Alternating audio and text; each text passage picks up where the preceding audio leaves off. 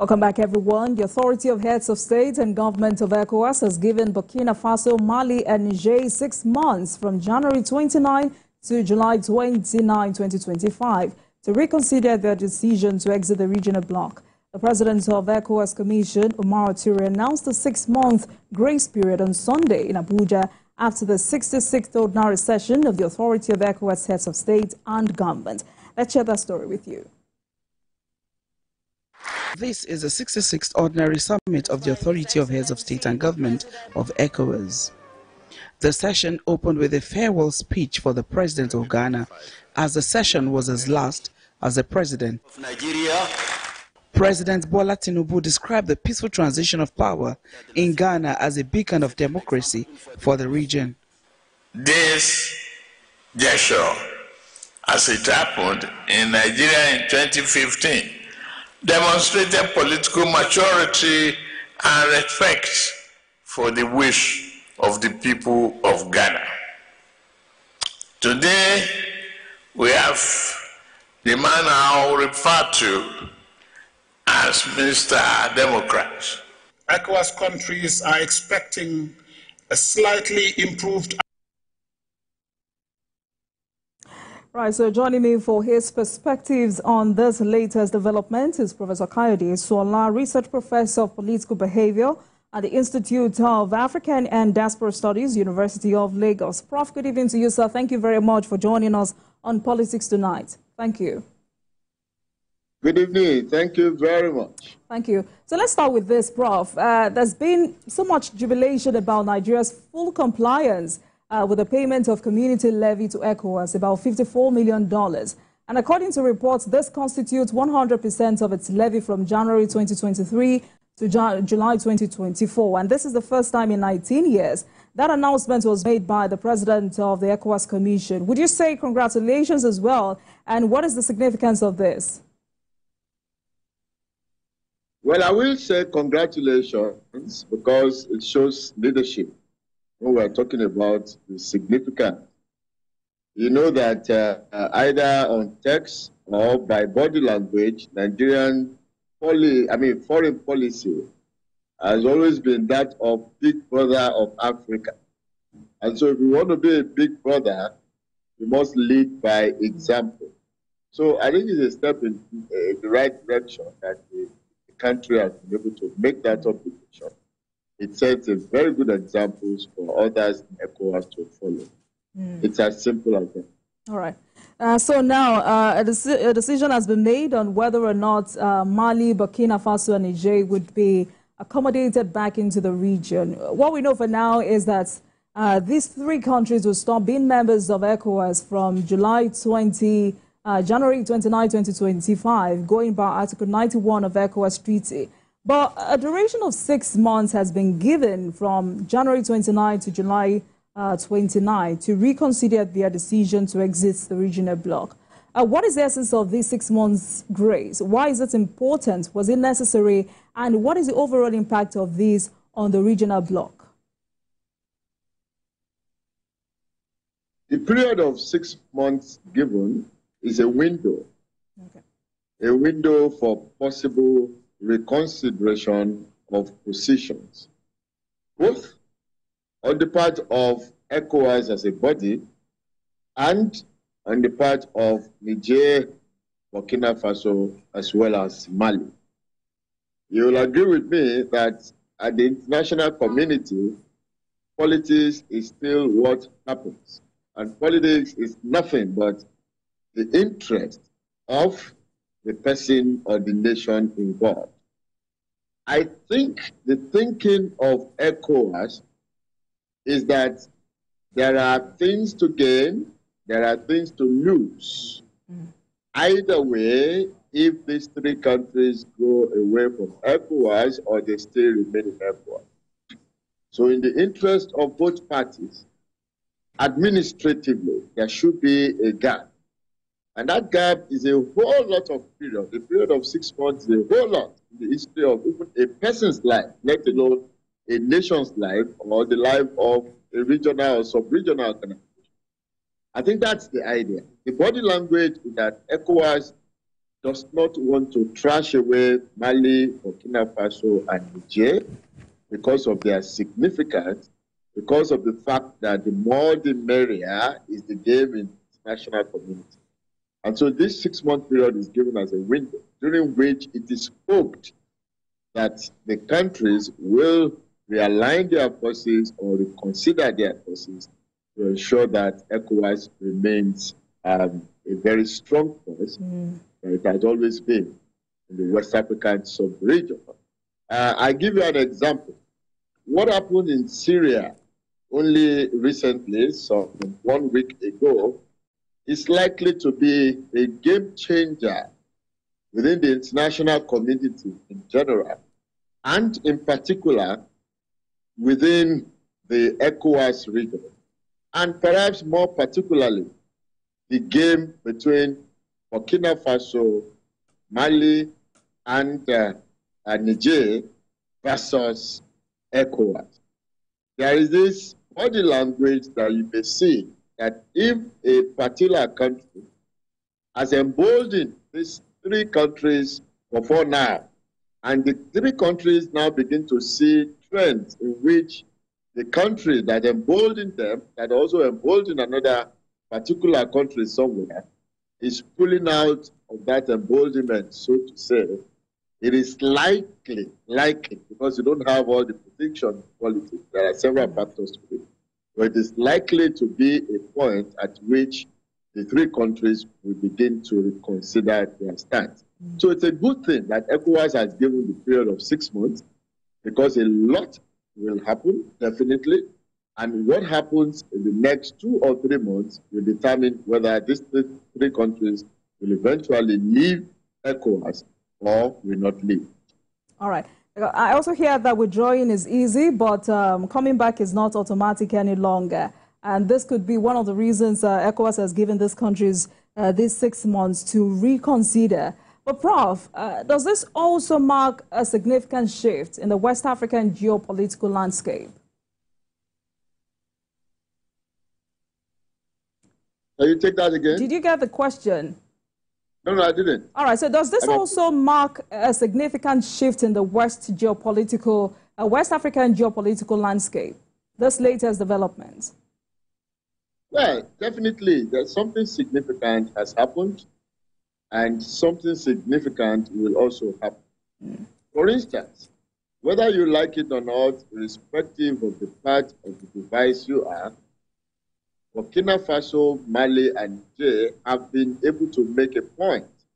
And that point is that membership of a regional organization is voluntary. However important that organization is, nations have rights to pull out when they feel their interests are not protected. And remember, they made it very clear that they will be pulling out from ECOWAS because they think, perhaps they continue to think, that their interests are not protected. It sends a signal to ECOWAS as a body. Now look, if you have 15, 16 members somewhere, and 3 out of these members are saying that they are pulling out because their interests are not protected, you have to have an internal thing on the part of ECOWAS. And of course, the point has been made that nations have the right to pull out. I think those 2 things are significant. Significance number 1 is that organizations will have to check and recheck themselves to ensure that they are doing things in line with the yearnings and aspirations of the nations that make them up. That is one. The second one is that it has been established beyond doubt by virtue of the actions of Burkina Faso, Niger, and Mali, that international community is not a must, that nations have the right to pull out if they feel their interests are not protected. For me, these 2 things are significant, and they're going to go down the history of international relations around the world. All right, Prof.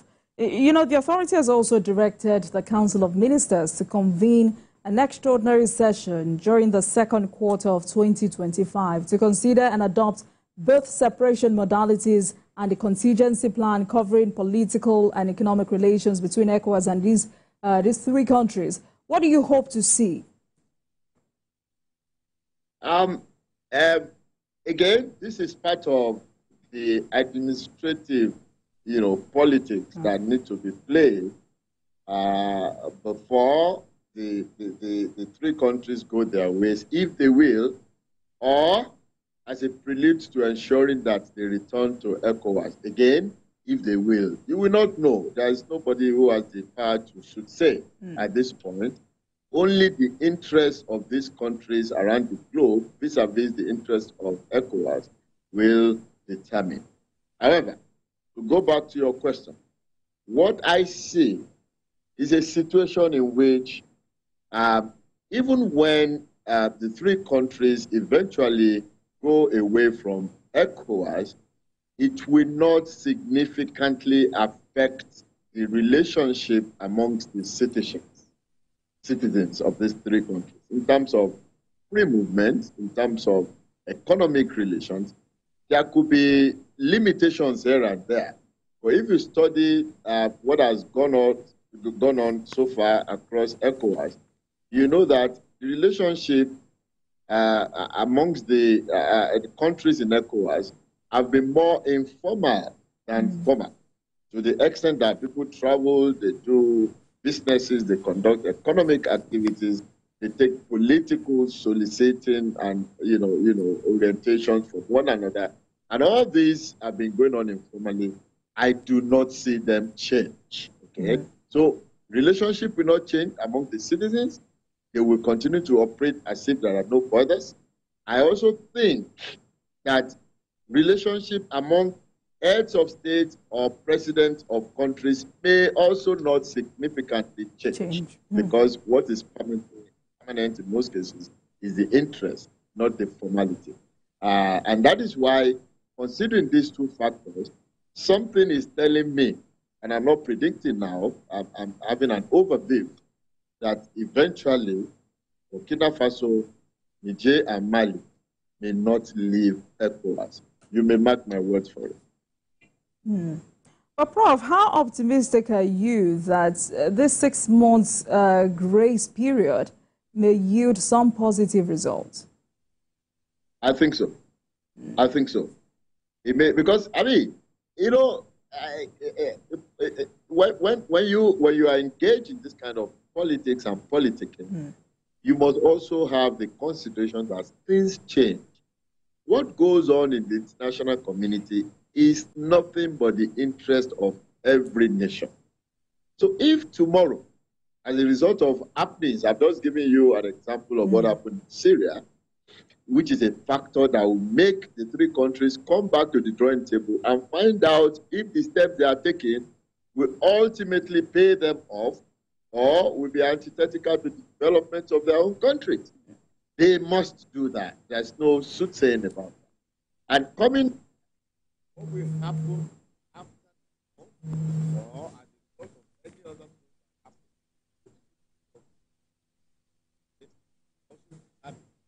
other thing. For me, the window will give significant opportunities for parties involved to consider their stances, and of course, engage in politics of alignment and realize so that their own national interests are protected. Prof, because this is the first time in the bloc's nearly 50 years of existence that its members are withdrawing in such a manner, there are some stakeholders talking about how huge of a threat this is or this poses to the region's stability. For you, does this also cast a negative aspersion on the regional integration projects?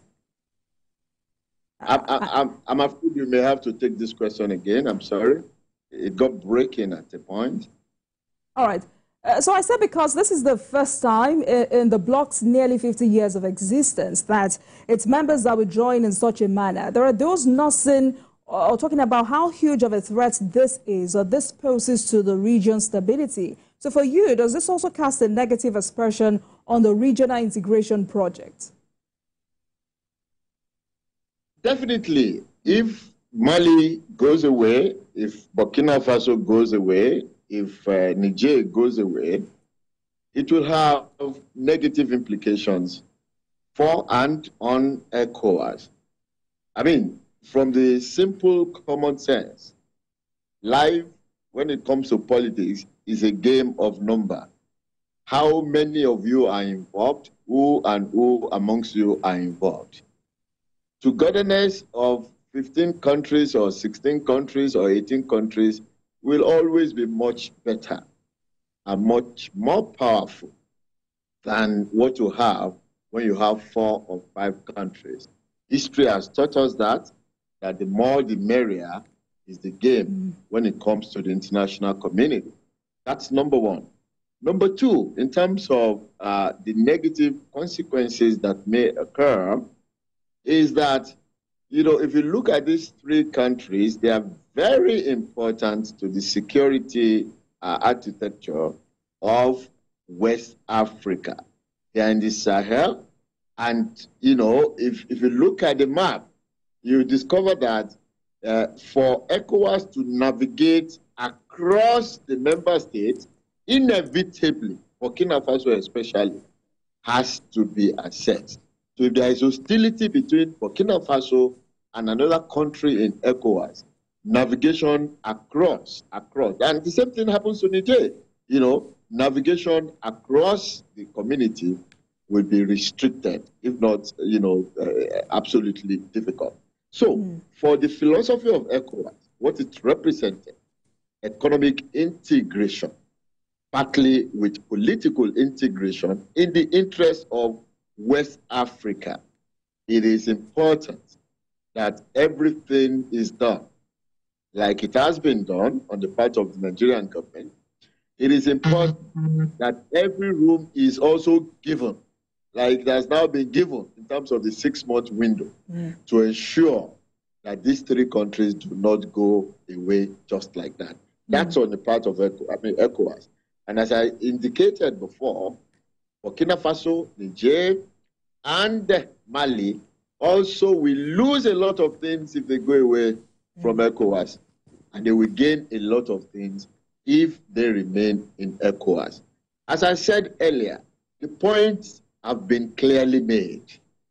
ECOWAS now needs to understand that nations join international organizations not because they like the name, not because they are compelled to do so, but because they join, coming with the hope that their own national interests will be protected within the collectivity of the international organization. Burkina Faso, Mali, and Niger have made it very clear that their national interests have not been protected and they wanted to pull out. Absolutely. That is always going to be a message for ECOWAS to remember that it is high time, as a body, it began to look beyond the parochial interest and focus on the national interest of members. I give you one example as I round up. What Burkina Faso, Niger, and Mali have been unanimous in saying is that ECOWAS has been more interested in civilian rules, what they call democratic rules, than governance. That what is the essence of having non-military leaders whose governance models are worse than those of dictators around the world? And that message is clear. And I think that is resetting the agenda for ECOWAS, that in relating amongst the member countries, it is no longer a matter of military versus civilian government, but a matter of obligatory ensuring that, governance is delivered to the... Prof, we're winding down, and in 30 seconds, would you also say the concerns raised by these 3 states have been addressed in the last 1 year? In 30 seconds, sir. I wouldn't know. I don't have data, I don't have statistics to say this assertively, but I am saying that those concerns are germane and they need to be addressed by ECOWAS. Otherwise, some other countries will want to pull out later if they feel their interests are not protected. Thank you so much for joining us tonight on Politics Tonight. Professor Kaide Sola, Research Professor of Political Behavior at the Institute of African and Diaspora Studies, University of Lagos. Thank you so much for your time on Politics Tonight. It's always a pleasure. Thank you so much.